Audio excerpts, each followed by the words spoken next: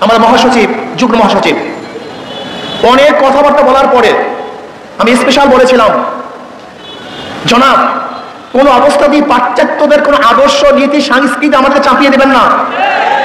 আমার আগেই সন্দেহ ছিল, আমি আগেই সন্দেহ করতাম, ইউনূস সরকারকে আমি আগেই সন্দেহ করতাম।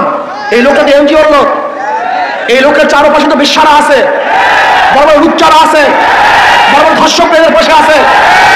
আমি একজন প্রথম বলেছিলাম, পুরাণ প্রেম ভোলা যায় না। ইউনূস সরকারের সাথে যে ওই পতিতাদার সম্পর্ক, এই সম্পর্ক সে ভুলতে পারে নাই। এই জন্য আমি প্রথমেই বলেছিলাম যে খবরদার বিদেশে কোনো অপসংস্কৃতি আমাদেরকে চাপিয়ে দেবেন না। তখন তিনি হাসি দিয়ে বলেছিলেন, না না না না না না, আজকে আমাদের মা বোনদেরকে আপনি বিশ্বা বানাবেন, আমাদের মা বোনদেরকে খানকি বানাবেন, আমাদের পুরুষদেরকে লুচ্চা বানাবেন।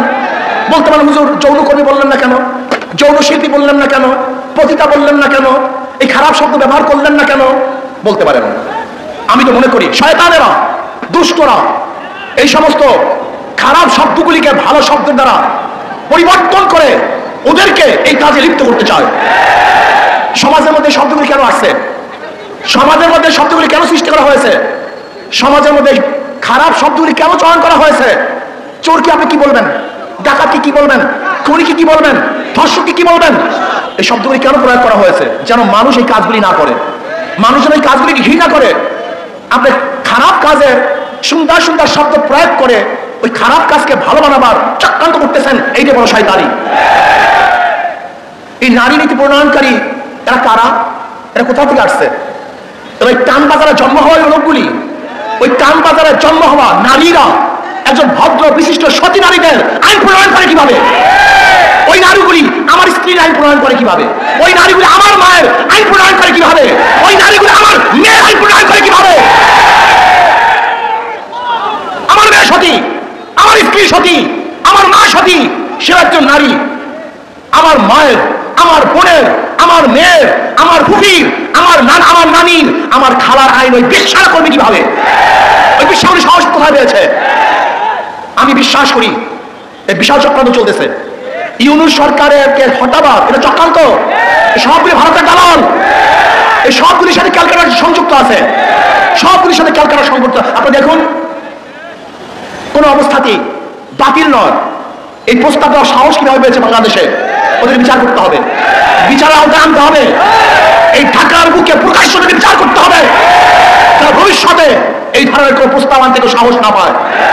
আমার মেয়েকে, আমার বোনকে, আমার ভাগ্নিকে, আমার মাকে বেশ্যা বানাবার যারা চক্রান্ত করতেছে, ওদের যে বড় শত্রু আর কেউ হতে পারে না।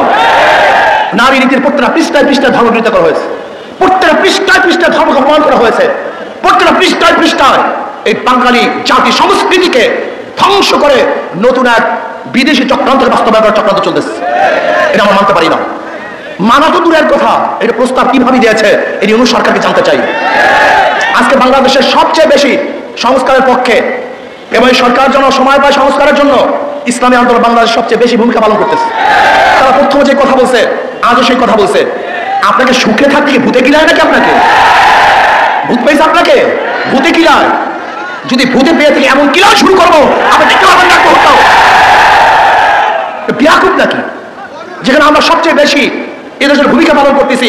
আর উনি ইসলামকে জলঞ্জলি দিয়ে মনে করছে উনি কিছু দেখাইলেই সবাই বাহ দিবে। বাংলাদেশের মানুষ চিনেন? এই যে দেখেন মেট্রো রেল শেখ হাসিনা করছে, মনেও কেউ করে না।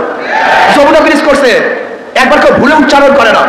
ওনার উন্নয়নের কথা সবাই ভুলে গেছে। বাংলাদেশের মানুষ চিনেন আপনি? ইসলামকে বাদ দিয়ে, ধর্মকে বাদ দিয়ে আপনি যদি গোটা বাংলাদেশের স্বর্ণ দিয়ে বান দিয়ে দেন, স্বর্ণ, প্রত্যেকটা মানুষের শরীরে স্বর্ণের পোশাক থাকে, প্রত্যেকটা মানুষ যদি মরমার পাথরের থাকে, আর আপনি একদিন ধর্মের বিরোধিতা করবেন, ওই সমস্ত পাথর আর সমস্ত স্বর্ণ আপনার মুখের মধ্যে ছুঁড়ে ফেলবেন, ছুঁড়ে ফেলবেন, থুক পাবে আপনার মুখের মধ্যে, থুক পাবে আপনার মুখের মধ্যে, থুক পারবে বাংলাদেশের মানুষ আপনার মুখের মধ্যে। আপনি ভেবেছেন আমরা সবাই আপনাদেরকে খুব সাহস যোগাই, প্রশংসা করতেছি। যারা প্রশংসা করে তারা বদনাম করতে সময় নেবে না, যারা তারিফ করে আপনাকে গালি দিতে সময় নেবে না। খবরদার, ওই বেশ্যা কমিশনদেরকে আইনের আওতায় নিয়ে আসেন, ওদেরকে বিচারের আওতায় নিয়ে আসেন। আমি অভদ্র ব্যবহার করতেছি, অভদ্র ভাষা ব্যবহার করতেছি অভদ্রতার জন্য। এখানে আমি কোনো সুভদ্র ভালো ভাষা ব্যবহারই করতে চাই না। প্রিয় ভাইয়েরা আমার, আজকে বাংলাদেশে নিয়ে গভীর ষড়যন্ত্র চলতেছে। কেউ নির্বাচন সংস্কারের বাইরে নির্বাচন হবে না, আগে সংস্কার হবে তাহলে নির্বাচন হবে। মার্চ ফর ঢাকা, আমরা অচিরেই মার্চ ফর ঢাকা ঘোষণা দেব। কারা সংস্কারের পক্ষে আর কারা বিপক্ষে ইনশাআল্লাহ জনগণ ডিসাইড করবে। আগে সংস্কার হবে, আগে নির্বাচন হবে। জনগণ অচিরেই আমরা মার্চ ফর ঢাকা, আগে সংস্কার হবে তারপর নির্বাচন হবে। সংস্কারের বাইরে বাংলাদেশের মানুষ কোনো নির্বাচন মানবে না। ডাকাতি নির্বাচন এবং প্রশাসনের নির্বাচন, অগ্রহণযোগ্য নির্বাচন বাংলাদেশের মানুষ মানবে না, মানতে পারে না। এর জন্য ইনশাআল্লাহ অচিরেই মার্চ ফর ঢাকা ঘোষণা হবে। রাজি আছেন ইনশাআল্লাহ সবাই? আর আমরা টেস্ট কেস হিসাবে প্রথমে স্থানীয় নির্বাচন চাই। যদি স্থানীয় নির্বাচন সুস্থ করতে পারে তাহলে আমরা মনে করব জাতীয় নির্বাচন সুস্থ হবে। আর স্থানীয় নির্বাচন সুস্থ না হয় তাহলে বুঝবো যে নির্বাচনের পরিবেশ এখনো সৃষ্টি হয় নাই। আসুন সোচ্চার থাকুন। ডাকাত দল, ইসলামের দুশ্মনেরা এবং ইউনূস সরকারের পায়ের নিচের থেকে মাটি সরাবার ষড়যন্ত্র চলছে, অনেকটা অগ্রসর হয়ে গেছে। লোকটা বুড়া মানুষ, মুরব্বী মানুষ, ভদ্র মানুষ, খুবই ভদ্র মানুষ, কিন্তু মনে রাখতে হবে যে আপনার চারপাশে যারা আছে ওরা কিন্তু ভদ্র না, ওরা অসভ্য। এই অসভ্যগুলিকে আপনার পায়ের থেকে মাটি সরিয়ে ফেলবে। এর জন্য নারী কমিশনের এই শয়তানি বন্ধ করুন, ওদেরকে অ্যারেস্ট করুন, ওদেরকে বিচারের আওতায় আনুন। যদি বিচারের আওতায় না আনেন এবং বন্ধ না করেন তাহলে কত ধানে কত চাল আপনি দেখতে পারবেন। শেখ হাসিনা সরকারকে তোয়াক্কা করেনি, আন্দোলন করে বিদায় দিয়েছে। আর আপনার অবস্থা আমরা ভালো মতোই জানি না আপনার অবস্থা কোথায়, আপনার শক্তি কোথায়। ভালো থাকুন, সুন্দর থাকুন, দেশকে ডেভেলপ করার চেষ্টা করুন।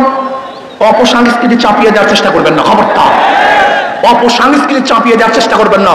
যদি অপসংস্কৃতি চাপিয়ে দেন তাহলে এমন গর্জন শুরু হবে যে এই গর্জনের সামনে আপনি টিকতে পারবেন না। আল্লাহ আমাকে আমাদের